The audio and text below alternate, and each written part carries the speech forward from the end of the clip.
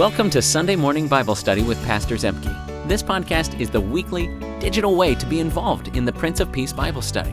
Whether you're at home, in the car, or wherever else you might be, we invite you to join us in studying God's Word. Today's lesson comes from Mark chapter 5. Hello, and welcome back to the Mark podcast. Today we will have one Mark sandwich. It's a long and important Markan sandwich, and in the NIV, this one is called A Dead Girl and a Sick Woman. But this has two of the biggest miracles that we know from Jesus, a resurrection, at least from human perspective, and we'll talk about that, and then an unintentional healing, where Jesus doesn't actually mean to heal somebody. We'll talk about chapter structure a little bit because this is more of a literary analysis of the gospel, but buckle up and we'll drive right on through this awesome sandwich here, and we will get into it today. Jumping into the text here, we get, "And when Jesus had crossed again into the boat to the other side, a great crowd gathered about him, and he was beside the sea. Then came one of the rulers of the synagogue, Jairus by name, and seeing him, he fell at his feet, and implored him earnestly, saying, 'My little daughter is at the point of death. Come and lay your hands on her, so that she may be made well and live.' And he went with him, and a great crowd followed him and thronged about him." So this is the initial ask, and this is the first piece of bread in the Markan sandwich. And so we get this plea from Jairus. Now, a few things here to discuss. One, Jairus is the synagogue ruler. So this is a administrative title for the person who's in charge of the synagogue. And so he's not a pastor and he's not a priest. What he is the person who sets the service times, lines up the readers, lines up the texts for the day. He probably knows about Jewish festivals, and so what the appropriate reading for these are.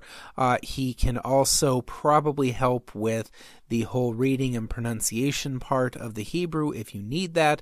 So this is a largely administrative task. And in antiquity, it goes to whoever wants it or whoever's competent.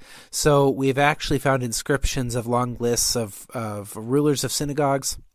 And it's open to anybody, even women, and there are women who do the synagogue ruling on it. So a not often argued point for women pastors, but here it is in the ancient world where there is some equality here. Why? Because it's simply an administrative task, and you just need to know the texts and know God's Word and be able to line people up to read.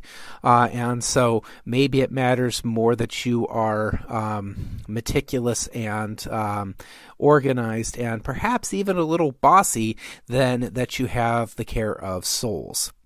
So that's who Jairus is. So he is a man who is well known. He does not have the same prominence of others, except that he's the local guy who does the thing with the church. Okay, so there's not a good corollary for us here other than, she will be delighted to hear this, that we are going to be saying maybe this might be best seen as an office administrator or church secretary, because a lot of those things that Jairus would have done are things that normally our office administrator Lori does at Prince of Peace. So if you're listening, Lori, you've just been elevated to ruler of Prince of Peace, so you'll enjoy that. So this is kind of the first time we really dig into this whole synagogue thing. Jesus teaches at synagogues, and it is his kind of standard operating procedure to roll into town, to get mobbed, and then by people who need healing, and then to preach and teach. And sometimes it's at the side of the ocean or the sea, and sometimes it's at the local synagogue because Jesus shows up. So what's a synagogue? Well, post-exilic, so Jews after they come back from Babylon, so this would be about 400. While in Babylon, they realize we really messed up. And where we messed up is that nobody knew the Torah, God's Word. And that's partly true, although not really fully true. So they're trying to fix things, and they really, really want God to bless them the way he did with Joshua and throughout the time of the judges and King David. That will never be for a variety of reasons, but hey, we've got this thing going on here. So to some extent, we have some sympathy with this, especially as Lutherans, because they're trying to get people to know God's word. So your synagogue does not have sacrifices. Your synagogue is just a building where you go to hear God's word, to discuss God's word, and to have prayers, and to maybe have some bagels and schmear. Although I don't want to ruin everybody's parade, but bagels are kind of a later addition. They don't grow wheat, and they certainly don't grow strong winter wheat, which is what gives you bread flour, which is absolutely essential for making bagels. So, and cream cheese is an American invention. So, I'm not sure what they're eating, but it's not cream cheese and, bagels and schmear. But you get the point. So how this works, somebody lines up and everybody comes in, and the text is picked out by the synagogue ruler. And then somebody stands up and reads it, and then somebody who can be the same person, and for simplicity's sake probably was, gives a Devar Torah, a word of the law, and it's kind of a mini sermon, with the exception that it's really what it means, like the bare meaning of the text, and then what some other rabbis have said. And so Jesus, you can watch this in all the Gospels, Jesus having these conversations about what the Gospel or what the reading actually means, and who says what. And so the people are always amazed because Jesus doesn't cite sources. He doesn't say, Moses said this, and this rabbi said this, and this rabbi said this, and so let's try to deal with that. No, Jesus says, this is just what this means. This is the clear meaning of the text. I'm not going to cite anybody else because I'm the Son of God, and I don't have to. So when you get those things with Jesus teaching with authority, that's it. But this is kind of a morning service, and you show up, maybe on Shabbos, maybe on Saturday, or maybe throughout the week. I don't know to what extent this particular one has daily services. It's an option, of course, with the prayers. But you show up and you hear the word, and then you spend some time listening to the sermon or the Devar Torah, and then you go to the fellowship hall, as it were, and have a hour and a half long conversation or argument or debate about who's really right and what the best way to understand this text is. And so that's actually what this whole idea thing is here with the synagogue. And we haven't really jumped in to talk about the synagogue. And so now's the time. So here in the text, what's going on in the text? We've got a few different questions to ask here. Now, this is always called Jairus' daughter because we don't get her name.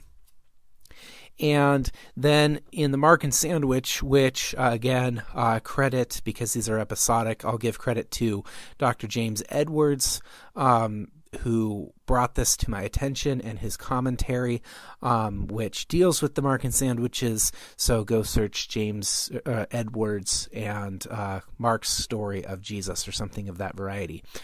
Sorry, Dr. Edwards, I don't remember the name off the top, but I have my much loved commentary from your class almost 20 years ago. So a few things that are going on here. Oh, and I should say that the text here that you see above and that I'll be referencing is the ESV, so the English Standard Version. So you don't ever get Jairus' daughter's name. He just says, my little daughter, meaning she's little. She's probably under the age of 6. And life expectancy in the ancient world, if you hit 14 or 15, they throw a big party.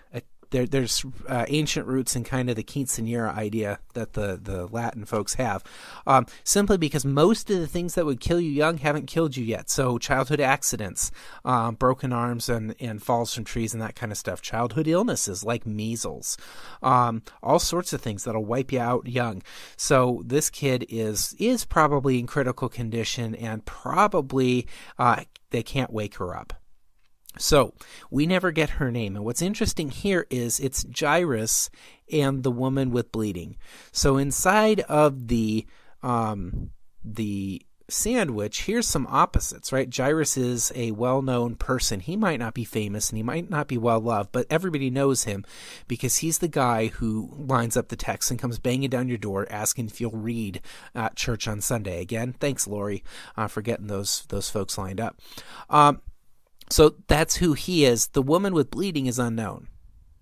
Okay, Jairus is a man, and the woman with bleeding is clearly a woman, and we'll get to her in the next slide, but there's some opposites going on. But I want to point out here, and it's kind of profound, is this story about Jairus and his faith, or is this story about his daughter who's dying? And that's something I want to talk about later at the end of the sandwich article, because I don't have a really great answer, but the woman with bleeding and Jairus' daughter are really, really similar. They're unnamed. They're women who are having medical problems. They are the least of these, both because the woman with bleeding is ritually unclean and because the little girl is loved by Jairus. But in the ancient world, and it pains me to say this, but children are kind of expendable. They're cheap. Life is cheap in general, except for your loved ones. But people die all the time of random stuff, and you can't control it. And so this whole idea that our children are these precious little eggs, and we have to protect them, and they're just the best thing ever, that's a very new idea. Mostly children are tiny and fragile and a pain to take care of, and they come and they go, and we're sad when they go and delighted when they come, but we're not surprised when they die young and early, and you can't get too attached to them. Also, in the ancient world, children are nasty because children are nasty, right?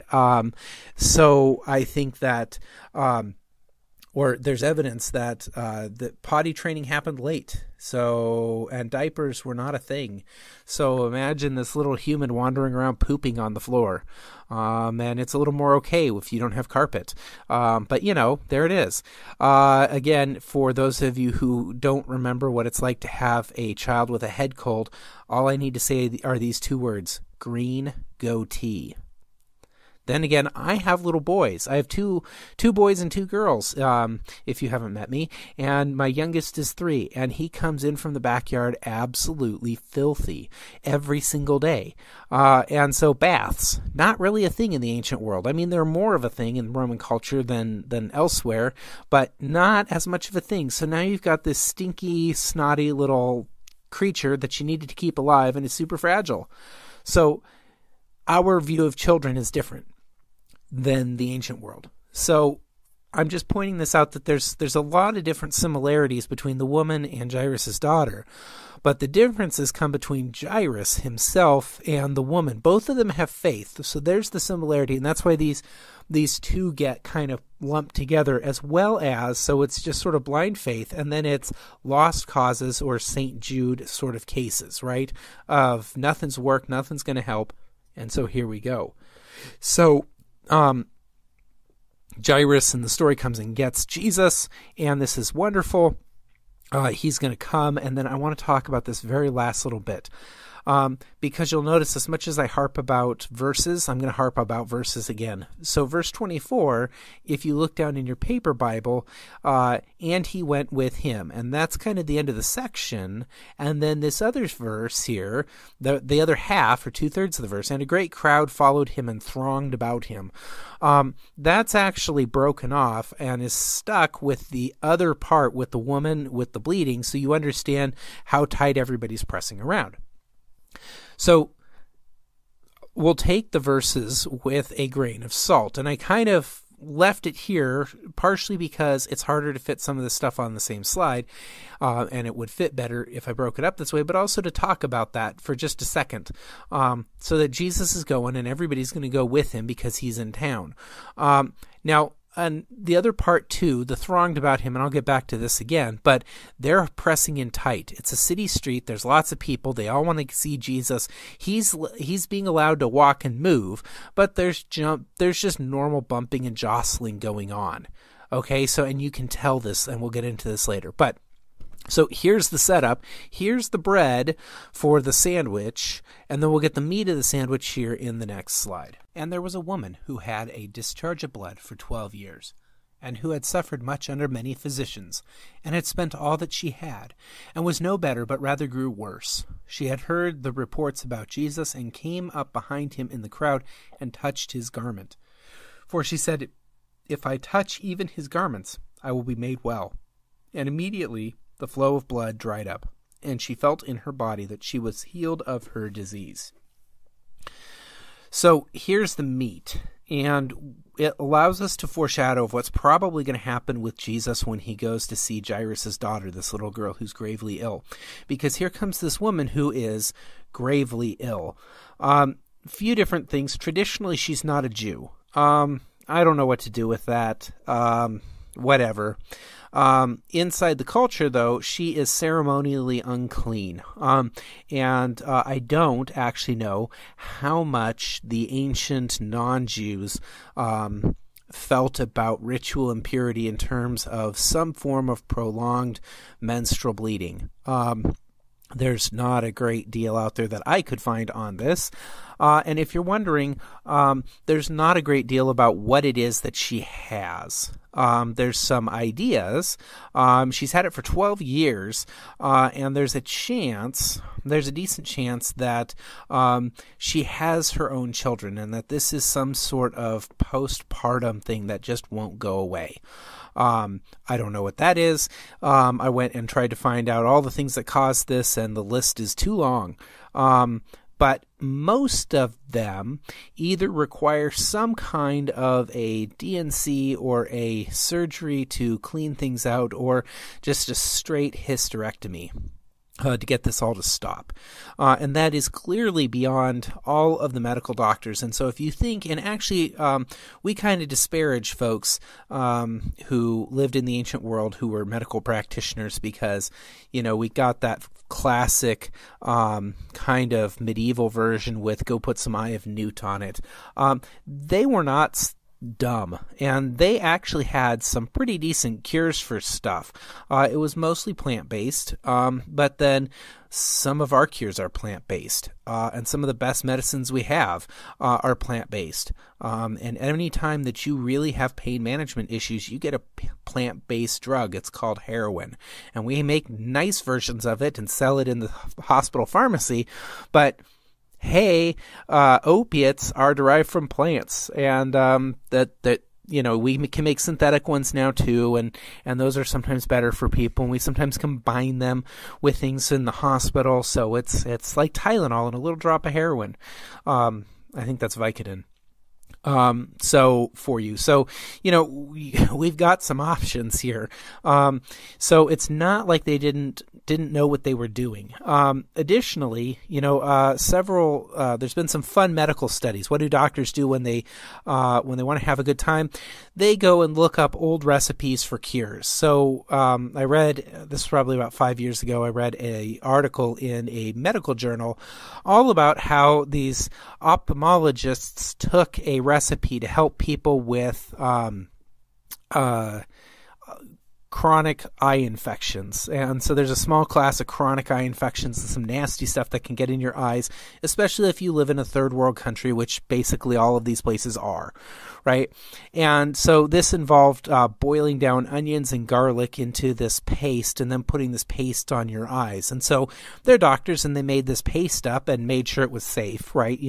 Kind of made sure there wasn't going to kill anybody. And then they did a clinical trial with eye drops and weird onion garlic paste. And if you've read this study, super. And what turned out is that the onion paste was actually at least as effective, if not more effective, than the standard of care from modern medicine. So a lot of the issues with this poor woman here are issues that unfortunately, it sounds like from this, it's going to be a surgical issue and not something else. And that's me as a non-doctor saying, doctors in her age weren't terrible. But if you needed surgery, they were. And so that's why she just keeps getting worse. So verse 24 ends with and they thronged about him. And I said I'd talk about this a little bit more, so here it goes.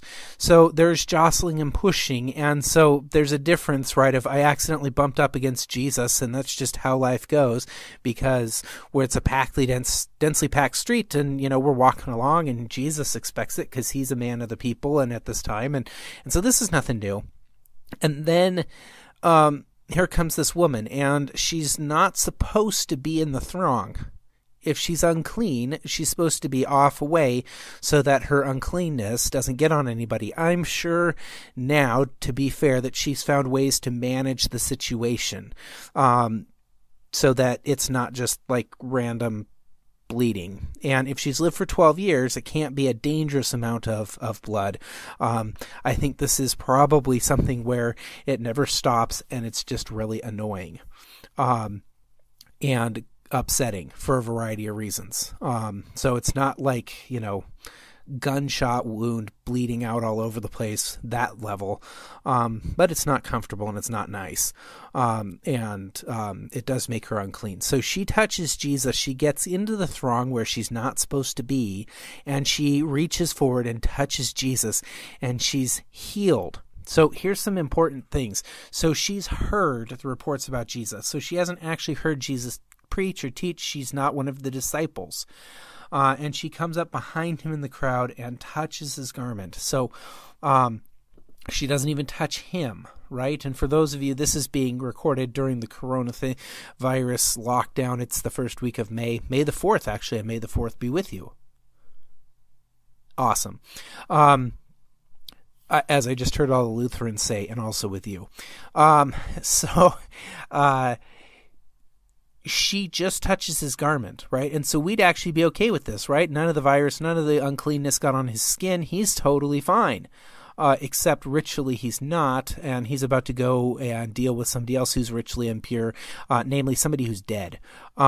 So much of the meat of this is just the setup. So much of the meat of this is going to be in the next section, but painting the picture here is kind of important because we need to know, and even Luke, who is a physician by trade, just says everything everything just made her worse and made her feel worse. And she's also, in the other Gospels, it says that she had been driven into poverty. So not just that she'd spent all that she had, but that this was so bad that she was spending all of her money on all the doctors trying to get this taken care of. So this is the setup for this great next healing. And Jesus, perceiving in himself that power had gone out from him, immediately turned about in the crowd and said, "Who touched my garments?" And his disciples said to him, "You see the crowd pressing around you, and yet you say, 'Who touched me?'" And he looked around to see who had done it. But the woman, knowing what had happened to her, came in fear and trembling and fell down before him and told him the whole truth. And he said to her, "Daughter, your faith has made you well. Go in peace and be healed of your disease."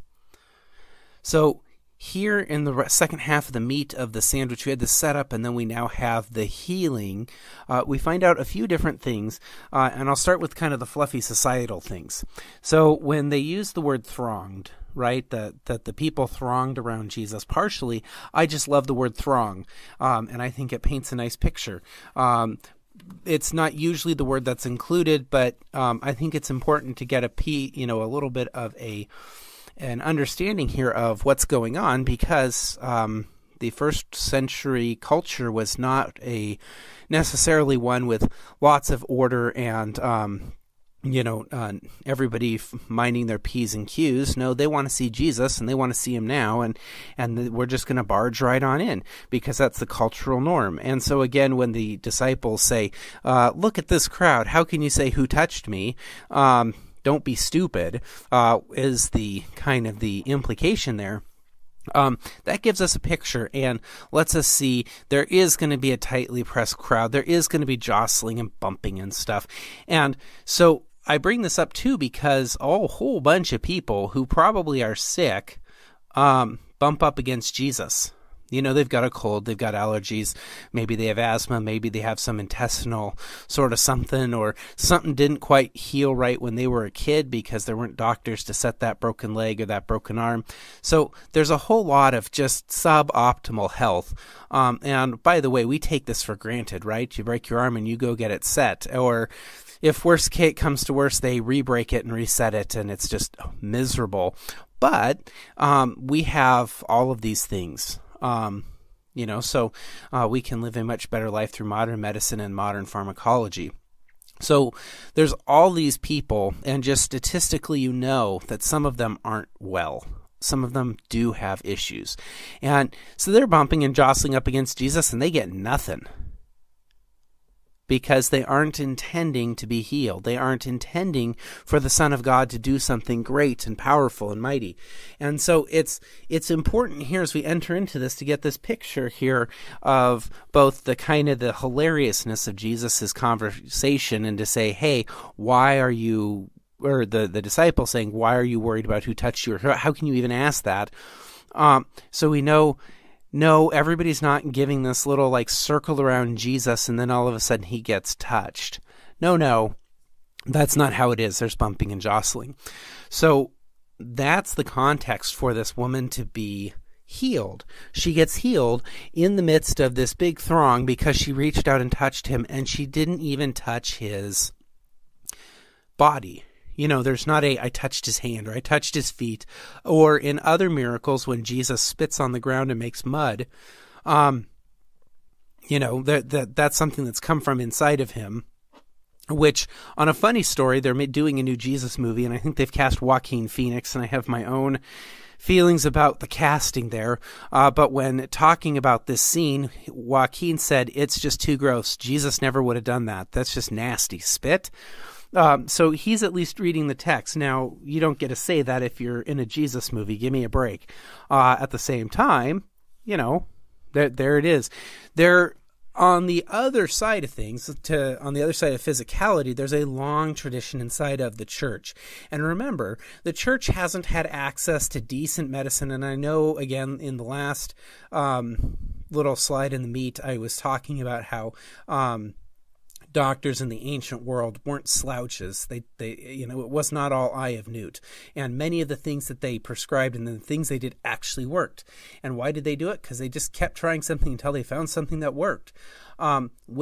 With that said, the church doesn't have access to reliable, good medicine until really the 19th and 20th century, late 19th, early 20th century, to where we get decent stuff. And so it's not uncommon in the early church especially, right, where if you remember from Acts, people are touching Paul's cloak and they get healed. They touch Jesus, or maybe it was Peter. In the Eastern church especially, there's a long tradition of we've got the clothes from the saint. And those clothes go to the city and they ward off the plague, or they do whatever it is that they were supposed to accomplish.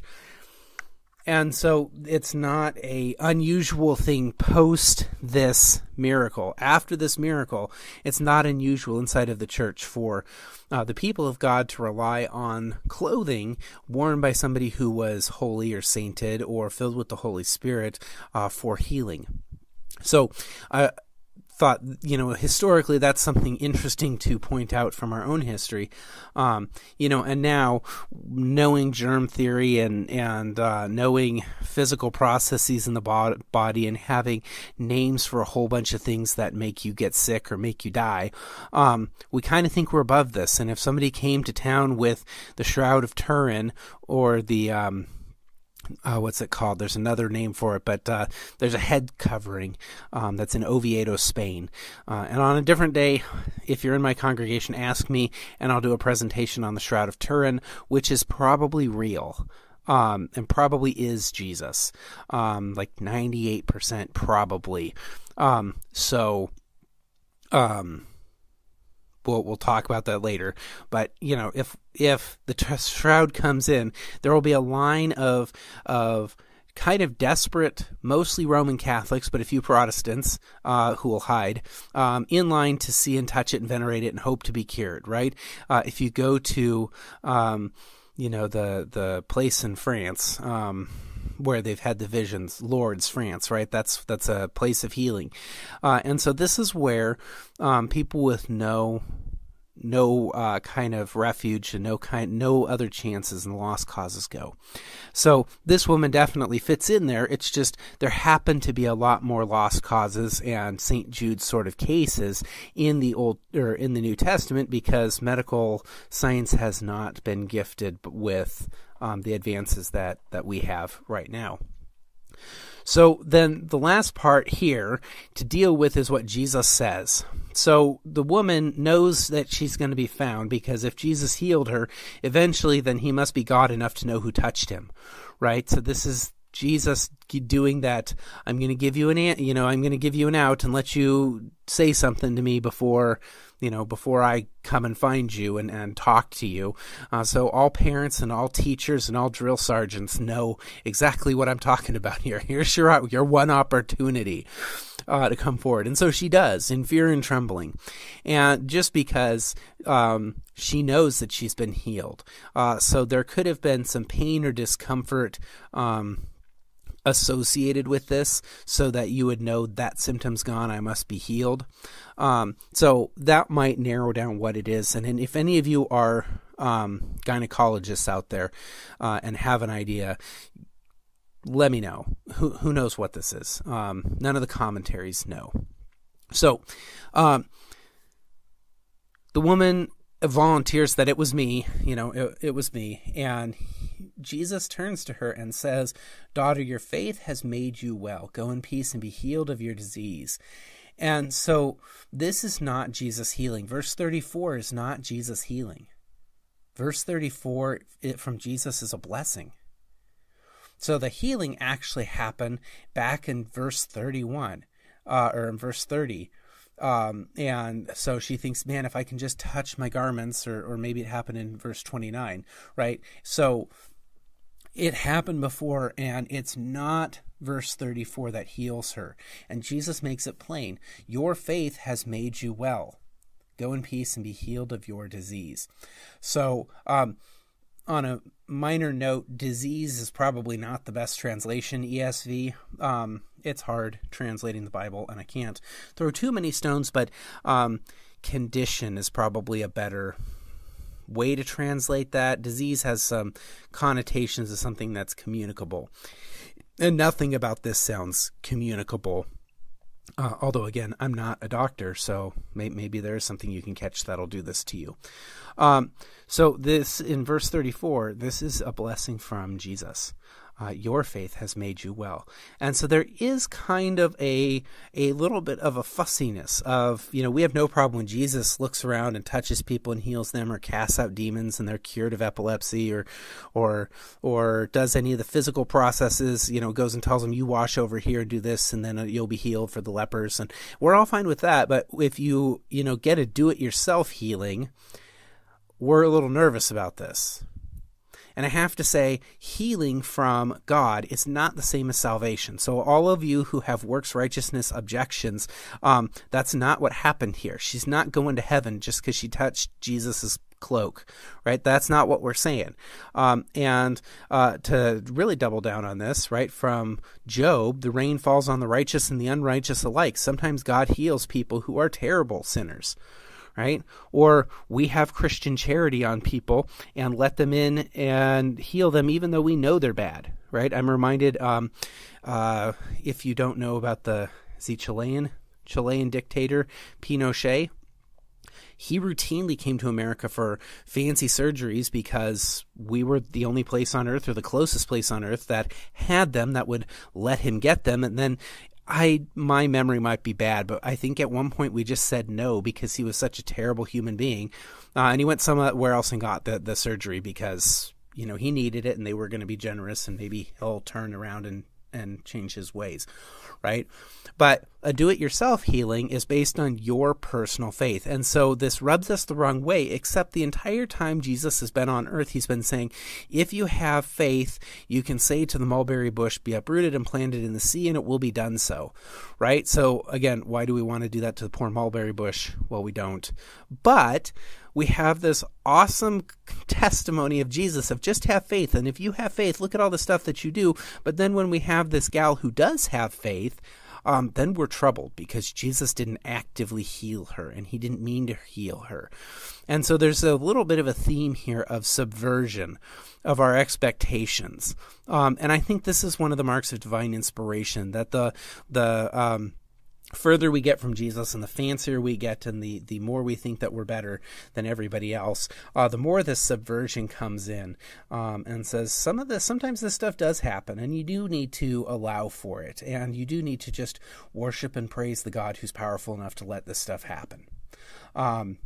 And again, that it's the faith of the woman who says, if I can just touch his cloak, not if I can have a conversation with him, or if I put down my money, because she's done that.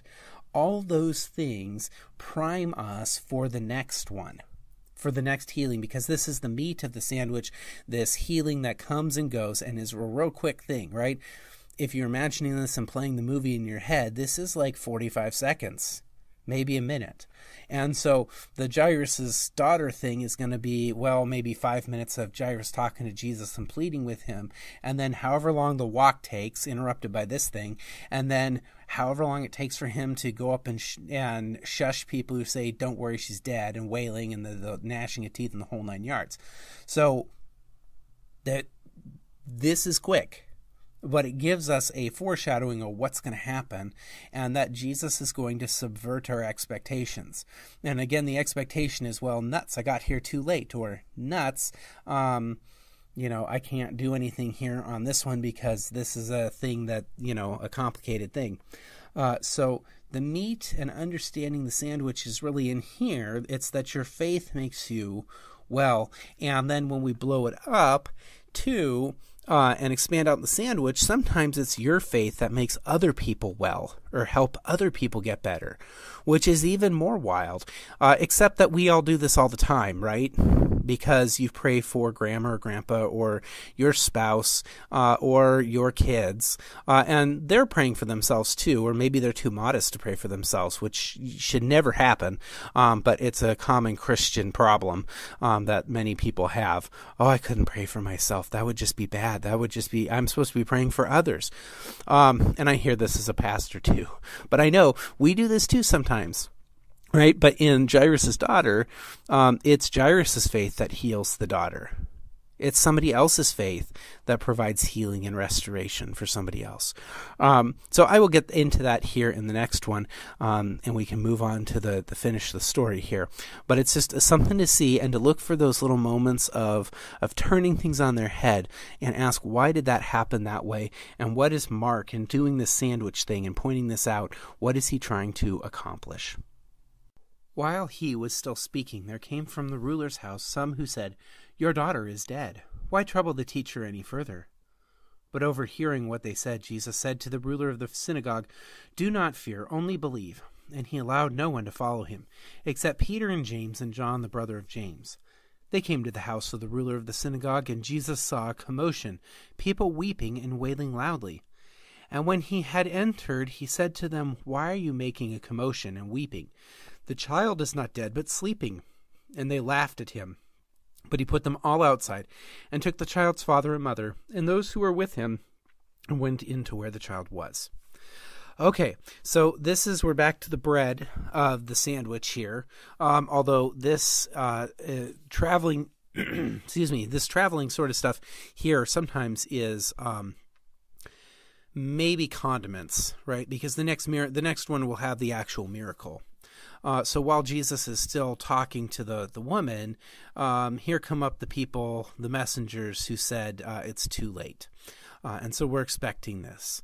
And in the ancient world, they don't actually have a great test to see if you're dead. We do. We have, an EKG and an EEG, and it's all about brain death because... for a variety of reasons I won't get in here, but the rest of your body can be alive and your brain can be dead, and we'll say, nope, that's it. And in fact, that happens to be a lot of when the organ donation happens, those kinds of sort of things. So everything's still okay there. So in the ancient world, it's sort of, they haven't moved in a while, and the breathing, we can't do a breathing thing, and they might be checking a heartbeat, but if it's thready or weak, right, you could get it. And so actually, in the ancient church, there are resurrections in the ancient world simply because the person wasn't actually dead.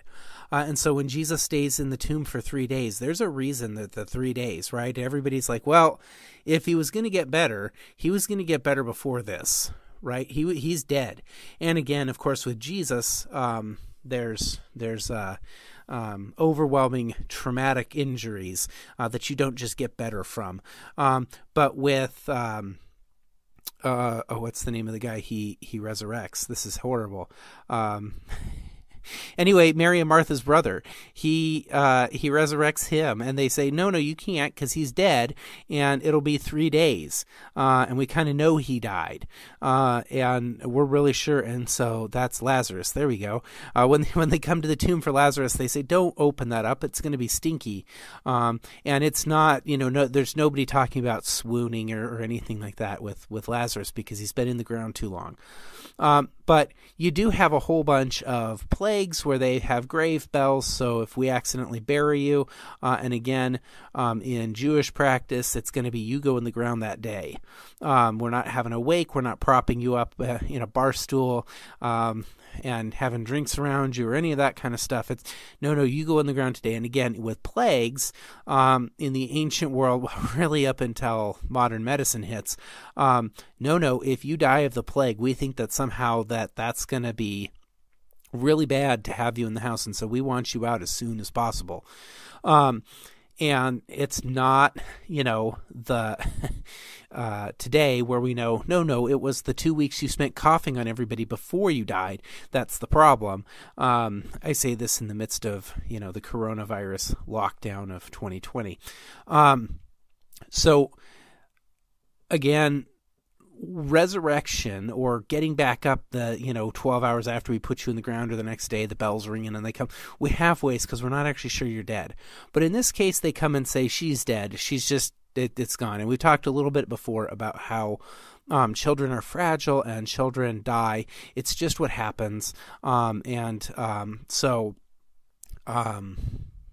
Jairus is prepared for this, but Jesus is not having this. So we're going to have a little bit of insider-outsider stuff here, and it's good to note because he doesn't let the crowd follow him, but he also doesn't let the 9 follow him. So it's always Peter, James, and John. But if you subtract 12 or 3 from 12, it's 9. So poor Thaddeus is there with the crowd. And I'm just going to pick on Thaddeus because he's, the easiest guy to remember in my mind, for these other guys who don't get to come along. And the crowd doesn't get to come along. And then he gets to the house, and I will get back to this in a second, but he gets to the house and nobody else can come up except Mom and Dad and Peter, James, and John and Jesus. So, there's outsiders here, and the outsiders are the ones who don't have the faith, right? With the crowd who's healed, the crowd in the picture, right, in the movie in our brain, this is the same crowd that was pushing and jostling Jesus all the time with Jairus, and none of them got cured except the one woman who had faith. Now the crowd doesn't have faith, so they don't get to come. Peter, James, and John come. And then we come back over to Jairus' house. And not only do we have the crowd from the woman with the bleeding issue, but we've got another crowd outside the house, and they don't get to come in either.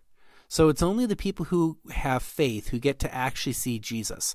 And Mark uses this from time to time with the insider-outsider motif. And so we have 2 outsiders, the woman with the bleeding and Jairus' daughter because she's a kid. They're both women. That's less of an outsider thing in spite of what folks might hear or like to suggest now in modern times, because 50 or more % of the world are women. So the outsiderness comes not from your gender as much as from the bleeding or from your station. You're a kid, and you're not included. So that's important. And now we'll get back to the crowd here, because this different crowd, if you were not if you are not aware of this practice, in the ancient world, and especially in Semitic countries, they have paid mourners. And so it's actually a job that you can get, where if somebody dies, you show up at the outside of the house and you kind of wail and cry and scream and shout into the void and rend your clothes and have an ugly cry. And this is part of the grieving process. And it's fine. I'm not mocking it. It's kind of trying to paint the picture of what these people are outside doing, and it's letting everybody else in the neighborhood know something terrible has happened. And so in some ways, I think it's actually really nice. It might not be what you want at the time. We just want to be alone. And we don't want all this ruckus and just to sit quietly with our dead relative, in this case, a dead child, and what a tragedy. But I think it actually might be nice functionally because you don't have to go out and tell everybody. You don't have, for any of those of you who have dealt with a death in the family, what do you do for the next day and a half? You spend it on the phone, right? You got to call your brothers and sisters, your cousins. You got to call pastor. You got to call the funeral home. You got to call the VA and Social Security, or not the VA, but so often, at least with the greatest generation, get the ball rolling, life insurance. None of those are quick calls. And so just the phone call of this happened. And then if you can, you go and tell people in person. I have had it both ways, because I was living away when my grandmother passed away. I got a phone call, and I think actually I was out of town, and so I came home to a message. But I knew it was coming. It was not, and I had a chance to say goodbye. And then I've had one or two where somebody has come and told me that a friend has died, and I remember a kind of really traumatic experience in college where one of my friends was, or acquaintances was killed by a car in a pedestrian versus car accident. And one of my really good friends came to the door at 7 a.m, and I'm in college. And so what are you doing here? And he just tells me. And so it's kind of it's a nice sort of a thing to get this call, this in-person call. Fast forwarding to my pastoral ministry, I would rather not have to call you on the telephone, although I will, to tell you that your loved one has passed away. With that said, I would much rather do it in person. And I have done that a few times. And it's not nice, but it needs to get done. And so, enough digression on this, but death notification, sometimes having the mourners and the wailers show up on the outside of the house,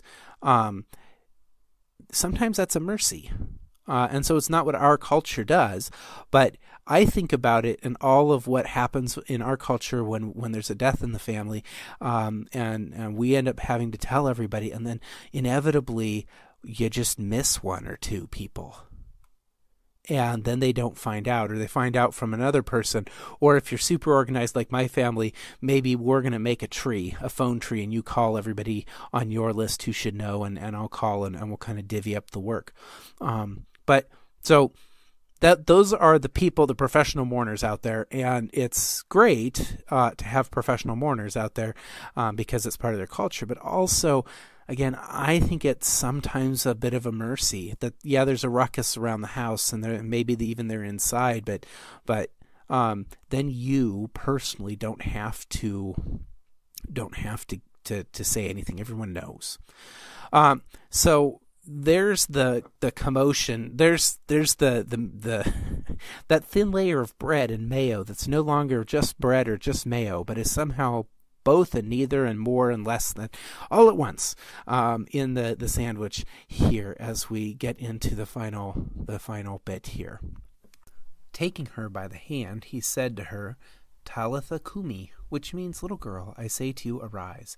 And immediately the girl got up and began walking, for she was 12 years of age. And they were immediately overcome with amazement. And he strictly charged them no one should know this, and told them to give her something to eat.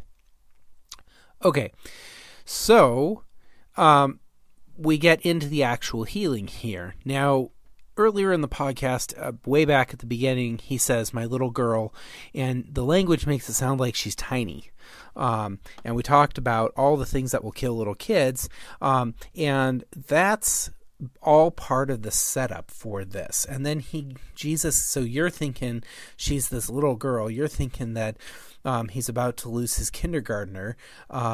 And no, he gets there, and in a father's love, he still thinks of his 12-year-old as his little baby. And I don't have a 12-year-old, but I'm pretty sure I will think that as well. And I will probably think that on the day when I'm walking my girls down the aisle. And for the future prospective boyfriends and husbands, right? There's that fatherly protection that comes out. But in a kind of a backing up the historicity of the gospel, no, this girl is 12. And so she's not really even a girl anymore in the ancient world. She's not an adult. She's not but she's coming real close to that age where she's going to be seen as somebody who can manage mostly her own affairs. And so this is a little bit of a subversion here in terms of we expect to see a little kid, and here we see a junior high kid. For parents, right, that's fine, because we kind of, we know about our kids, and that's how we think about them, and maybe even remember them when they were tiny and just kind of think about them in those terms. But she happens to be 12. So here Jesus heals her with his words, and it's a command, and it's the same command as he has for Lazarus, whose name now I can remember no problem, right? But to Lazarus he says, "Come out of there," and to this girl he says, "Talitha cum," or Talitha cumi, depending on how you want to transliterate that, which means get up. Cum is the Hebrew, or here Aramaic probably, word for to get up. And so here he says, little girl or child, get up. And the girl got up and began walking, for she was 12 years of age. So it's not a little teeny tiny baby here. The other thing is that frequently when you feel terrible, you don't want to get out of bed. So this is a full restoration. And in Jesus's miracles, we don't have what we have with modern medicine, which is you take the pills and in a few days you'll start to get better. And I'm not knocking that. I'm a huge fan of the antibiotics, right? The take these and get over your bronchitis or your pneumonia or your for right now, right? Get over your COVID, right? Because there are some folks who just go in and for whatever reason the Tamiflu worked. Not many people, but there's some out there, and there's some who the chloroquine worked on, and some who the Remez, whatever. There's a new one out there made by Gilead, and they're not being shy about how awesome their new drug is, which is great. And some folks though end up sick as a dog. One of the folks in my neighborhood got probably COVID back in January and ended up with bronchitis and nothing worked, and it was a week and a half of being really sick with a fever, and then 2 weeks with pneumonia at the end of it, and that they're not sure if they got it licked or got it, or if just because he's young and healthy and active, if he just healed up. So with Jesus, it's instant restoration. And only in the case of the blind man, where he has to kind of do some fiddling, do we ever see him not get it right the first time. And there's a reason for the not right the first time with the blind man. And I believe that's actually only in Luke's gospel, but don't quote me on that. So they give her something to eat. And so if you've been near death, you are not chowing down on the food. And I know junior high kids, and my oldest is starting to get into that age where he wants a 1 pound burger and it disappears, and you're like, where did you put that? But not when you're sick. That's one of the first signs that your kid is sick. They won't eat either that or it's peas or you tried to hide some vegetable in some ordinary food. Don't do that. On a different day, I'll have a whole explanation of why carrot cake and zucchini bread and pumpkin bread are just an abomination before the Lord, but also really bad ideas from a chemistry standpoint. But that's not for here or right now. Right, but when your kid goes off their chow, you know something's up. And when they go back on their chow, especially when you make their favorite, they should be, shoveling this in. And so this is the proof that the girl is alive and healthy. She gets up and walks around. That's kind of the not dead. And the giving her something to eat and she eats, that's the sign that she's healthy again. In the midst of all of this, there's Jesus's no one can know. And so we've talked about this back and forth, and Jesus commanding for secrecy, and why we need why he feels the need to do this again. This is probably earlier in his ministry, and so we've got that. The other part is kind of on this one specifically, right? Jesus seems more than willing, especially if you have faith, to heal you of human diseases. But there's only 2 resurrections. And so I suspect a little bit of this is I don't want to be getting people who have been dead for 20 years and they're, you can bring them back. Well, there's mostly dead and then there's dead. And I don't want to, kind of joke about that, but that's really true in medical science too, right? We can do a lot if you're on death's doorstep, and we define that differently. But if you've been dead for a week, there's nothing we can do. And in fact, it's not so much a thing anymore, but when I was a kid, there were all these people who were being cryogenically frozen. And from time to, and now there's been some big scandals about how they thought or they froze too hard and their brain is mush inside their head and all of that. But, they tried to bring some of these folks back to life and you can get all the body systems working, but you can't get the brain working. That's troubling. So I think part of it is, and at the end of this, you can go and read the short story, The Monkey's Paw. But Jesus is not here to just raise the dead. That's something for later. Don't worry, he will do that on the last day. But this is not the last day. So I think, a lot of times there's the command to silence because it's not quite time yet. I think in this one specifically, we all want our loved ones back. We all want our mom or our dad or our grandma or grandpa or our spouse back. And we just don't get that, and you have to wait. And so I think here, inside of this, there's some of that going on. So at the end of this, I said I would kind of talk about, is it about Jairus' faith or is it about the girl? Now, the girl doesn't get a name, and partially that's because she's a minor. And they don't... That'll sound funny, right? But because they don't have any of the legal stuff about minors, and they don't have any of those feelings. But it is not, from Jairus' perspective, kind of worthless girl child. That's not how it is. But the character in here is Jairus and Jairus' faith, and so.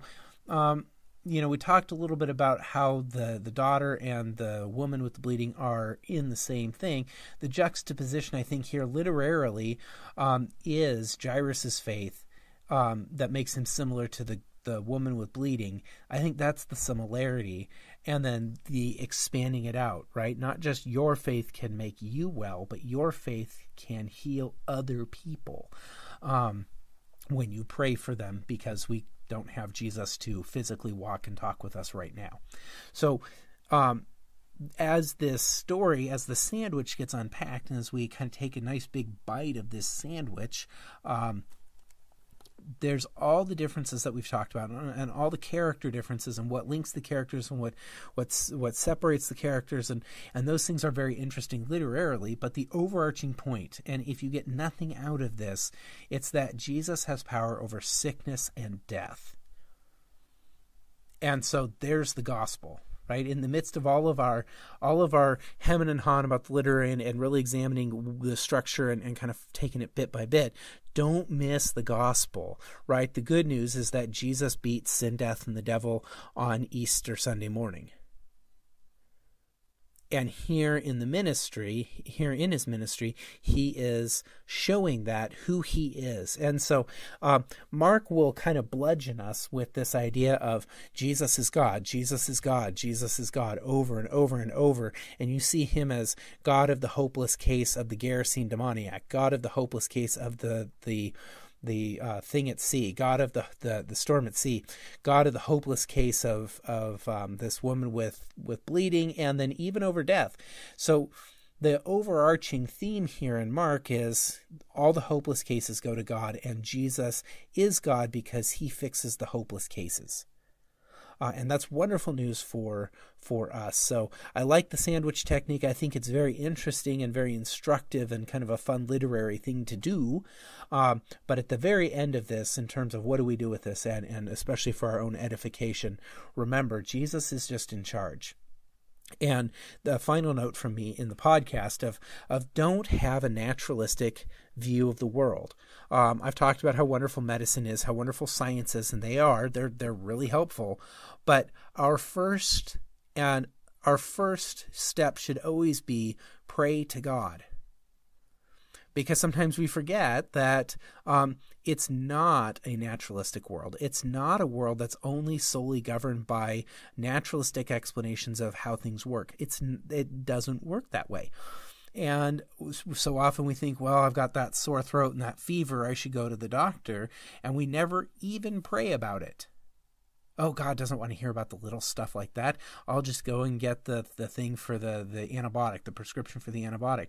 Yes, God does. And we rob God of his ability to be God and ruler over creation when we just kind of act in a non-thinking, naturalistic way. And it's really hard for us to unprogram this because we've just been messaged over and over and over. You get sick, you go to the doctor. And I'm not saying don't go to the doctor. I'm saying while you're driving to the doctor, because God frequently works things out by way of the doctor, but on your way to the doctor, pray that God would heal you because he can. And if you have faith, he will. That's just what he says. And sometimes that healing, unfortunately, and as a pastor I have to say, sometimes that healing is that we die. Well, that healed it. It's not a problem anymore. So you don't just get to thwart the will of God and say, you promised and I got faith and you're going to heal me of stage 4 cancer. Sometimes he does, and it's a miracle. Praise God. Sometimes he heals it in his own way, in his own time. But so I'm not doing the whole faith healing thing. I am pushing on it and would like to push on the expect God to come to you in prayer, and expect God to listen to your prayer, and expect yourself to have God to be the first person you go to, because he's powerful and he can do it. And in Mark's gospel, he shows us throughout the last 2 podcasts that Jesus is in charge of everything. So this is my final plea. Let him be in charge of everything in your life. Have a wonderful week, and God's blessings to you, and we'll